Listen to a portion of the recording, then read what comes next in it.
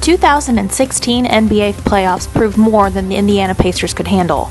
The series started out promising for the Pacers with a 100-90 win over the Toronto Raptors in Game 1. But with losses in Games 2 and 3, Indiana needed more than just prayers. Another win and a loss pushed the series to Game 6. Indiana came out victorious in Game 6, and the two teams went on to play Game 7. Let's take a look at those highlights.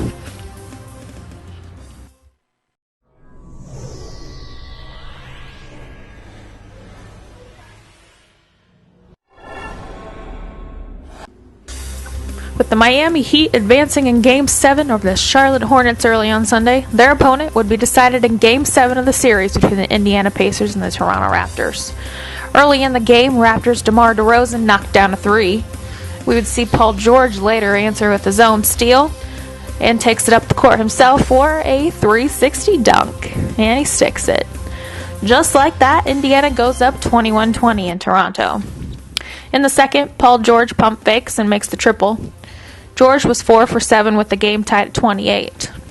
In transition, Raptors down the court kicked it out to Norman Powell, and pow! Good for the three. Raptors on top, and fans are excited, seeing here dancing with Charles Barkley and Kevin Hart mess. Sure, why not? With a minute left to go in the first half, George takes it to the hoop for a tough layup. He finished with 17 points in the first half. In the third, we see the Raptors push the ball around to Patterson in the corner. That's good for a three. Later, Paul George drives and misses. We go the other way with Kyle Lowry, and who finds DeMar DeRozan. DeRozan puts it up for a tough basket and a foul. DeRozan finished with 30 points in the game. He was 10 of 32 for shooting. Later, DeRozan drives and puts on those spin moves for the basket. Raptors up 16 late in the third quarter. And into the fourth we go. Get ready. Corey Joseph with the pull-up jumper on the Raptors side, extending their lead even further. Larry Bird sitting there did not look pleased with this Indiana team. But it wasn't over just yet for the Pacers. George Hill drives in for a nice layup. Later in transition, Pacers up the court. Wasn't too late for Solomon Hill to get his own dunk in there. Pacers cut their lead to 8.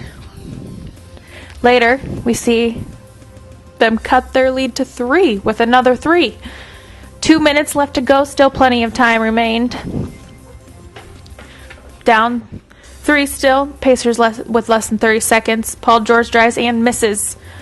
The Raptors steal the ball, and they would fail to foul until 6 seconds left in the game.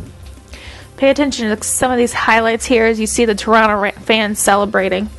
The question is, was Ian Mahami pushed? Well, it appears so, but that doesn't seem to make a difference as the Raptors take home the W and advance to the Miami Heat.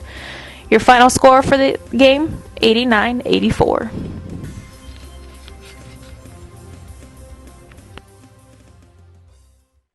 Credit their defense. They played really well. They played so hard and they're so well prepared. It's not going to be easy, when you're competing on the road. And we had a couple turnovers late that were problematic, but I thought our guys tried to run, try to make the extra pass, try to play the right way, and put ourselves in position, with the ball down 3 in Game 7 on the road. You don't win Game 7s on the road. We were in a position to do that tonight. I'm very proud of our guys. The concern now for the Pacers is what happens to their head coach, Frank Vogel. Our inside sources have confirmed that this is the last season of his contract. After the loss of Game 7, Pacer president Larry Bird avoided all questions in regards to his head coach. He later told the Indianapolis Star he's not sure what's going to happen. He also said he's a great guy. He's going to be fine no matter what happens. If he's back, he'll be fine here. If he's not, he's not. We'll see. Vogel took over in 2011 and currently has a 250 wins versus 181 losses record. He also has a 31-30 postseason record. But it may not be his impressive resume that keeps him his job. Only time will tell. It'll be interesting to see what happens in the days to follow. Reporting live from Bankers Life Fieldhouse, I'm Jennifer Brew.